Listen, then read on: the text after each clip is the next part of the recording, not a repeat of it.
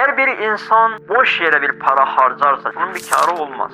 Eğer bir insan boş yere bir para harcarsa, cebindeki parasını boş bir şeye verirse bunun bir kârı olmaz.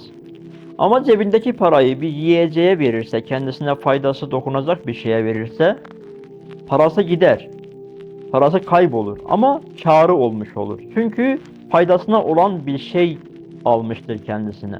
Ya bir yiyecektir, ya bir giyecektir, ya başka değeri olan bir şeydir. Ama o parayı boş yere harcarsa, boş bir şeye vermiş olursa, parasının gitmesi yanı sıra elinde bir kârı da olmayacaktır, bir şeysi de olmayacaktır.